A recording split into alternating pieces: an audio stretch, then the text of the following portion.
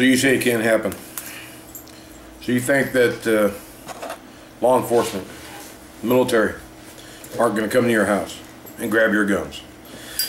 Chances of it happening, very slim. Can it? Has it happened in the past?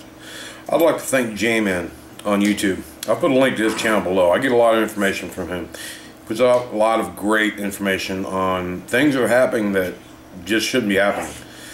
And after this portion of the video, you're going to see some of what hasn't been seen before as far as the regular news. So watch this and think about it. What would you do in this situation? Personally, I'd be a dead man. Nobody's coming in my house and taking my guns. It's not happening. If that means my life, then that means my life. It is what it is. Y'all watch the rest of this video and think about it. Watch the laws that are happening in your area, because there's laws happening right here in Tucson that are kind of pointing towards this direction. And this is Arizona. We have some of the best gun laws, or I should say the least restrictive gun laws in the nation. And we've got things happening here in Tucson that could possibly lead to the scenarios that you're going to see in the video following this. Talk to y'all later and think about it. Hi, I'm Wayne LaPierre, head of the National Rifle Association, and I'm here in New Orleans. And I'm going to show you for the next few minutes something that will shock you. And I guarantee you, you've never seen it before. Because it's something the big media companies in this country didn't show you. Because they said it would never happen. They said the government would never come into your home and confiscate your firearms. They said the government would always be there to protect you. You stay tuned and watch, because right now I'm going to show you the truth.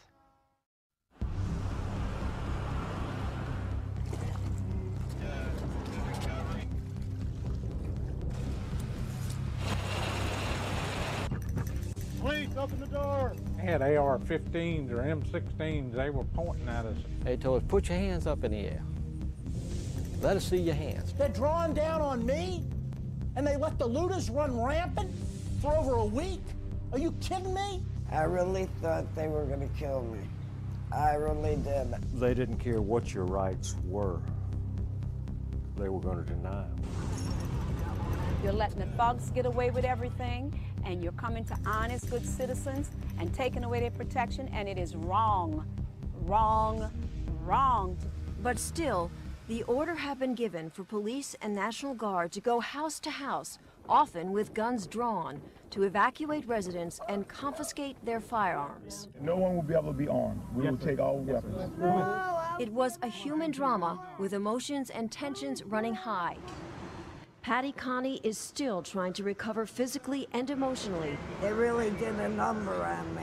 From the day police forced her from her home. It was traumatic. All of a sudden, they were banging on the front door, the side door, and the back door. They said, let us in. Patty tried to explain. She was on dry land, she had plenty of food and water, and didn't want to abandon her dogs. But it didn't matter. If you see 6 or 8 police that look like linebackers pushing you in a corner, you're in shock. I'm saying, look at all my food. I got plenty of food. They kept pushing me back, and ended up like this. Then, Patty showed them a small revolver she was carefully holding in the palm of her hand. A camera crew was there to capture what unfolded next. I said, it's not even loaded. And I dropped it on the floor. You got a gun? Well, they punched me in the face. Look at my black and blue marks. Look at what they did to me. They dragged me out of here. How could this happen in America? You're treated like a criminal, and you did nothing wrong. So your rights are really out the window. Richard Styron was in his friend's bass boat trying to salvage his gun collection before the looters stole it. When they got stopped, by a St. Tammany Parish sheriff's boat. And we've had policemen tell us that that's what they wanted us to do, but not the sheriff in St. Tammany. They just wanted to confiscate them from us. We felt like criminals at the time when they come up to us with M16s or AR-15s, whatever it was, but there were 4 of them with rifles and holding on us. He said, be thankful we're taking your guns here. Why should I be thankful? Well, if they catch you with them on land, they're going to take you straight to jail. I felt like it was un-American and then we had been violated. They took something from you. They stole something from you. That's the only way to put it. They took something that they didn't have a right to take. You know, the more I think about it, the madder I get. Jim Richard's home was badly damaged by Katrina, but when he tried to save his gun collection, Had most of them stored up top. it too was confiscated by law enforcement. You know, they had no jurisdiction here. You know, I'm a law-abiding citizen, protecting myself, you know, and property. You know, they had no right to take them. But the authorities didn't stop there. What I feel is that we're losing control of who we are as a nation. Robert Zoss was forced to evacuate when a tree destroyed both of his family's homes. Loaded with dogs, kids, people. Then, as they were exiting through downtown, the unexpected happened. These cops came out of nowhere, said stop, and asked, do we have weapons in the car? And I told him, yeah, I do. He said, get out the vehicle, had us all sit cross-legged in front while they searched the vehicle. But Robert couldn't believe what he watched police do next to his rifle and his friend's pearl-handle revolver. I saw them smash her gun given to her by grandmother, grandfather, just against the curb. The other things that they busted up, the .22 rifle they busted up, these were police officers that went too far. A breakdown in law and order. There was mayhem. New Orleans police did not have control of the city anymore. The safety net had snapped. Phone lines and cell towers were down. 911 wasn't answering the phone. Our police department wasn't answering the phone. You couldn't find a policeman. They had no police or military presence in this neighborhood whatsoever.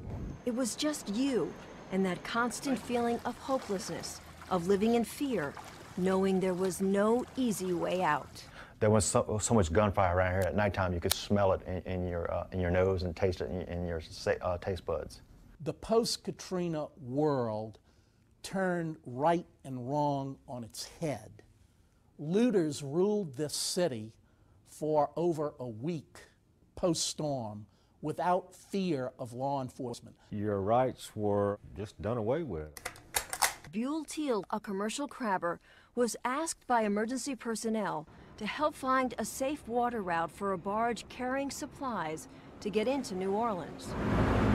Then suddenly, a sheriff's boat with 5 officers on board, armed with automatic rifles, sped towards them. They didn't just have them pointed from their hip, they had them up at their shoulder and asked if we had any weapons on board.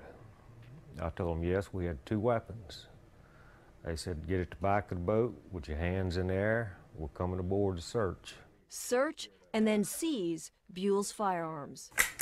And when Buell asked for a receipt, the officers flatly refused. You got a Second Amendment law on the books, and it's just total disregard for it. They violated my rights as far as search and seizure. They had no search warrant. Most of the people we talk with say they are living proof of what will happen if we let it. Our guns confiscated, our individual freedoms taken away. That's not Louisiana. That's not America. Absolutely not. Nazi Germany, Cuba, People's Republic of China, North Korea, yes, but not America. Not America. Heed the warning of what this was. This is like Australia. All of a sudden, boom, they got our rights. This isn't freedom. If it can happen to me, it can happen to anybody. It means a lot to me now because I know what it feels like to have them taken away. If it wasn't for the NRA, we probably wouldn't be too long down the line that we wouldn't be able to own guns. Life will never be the same for us again.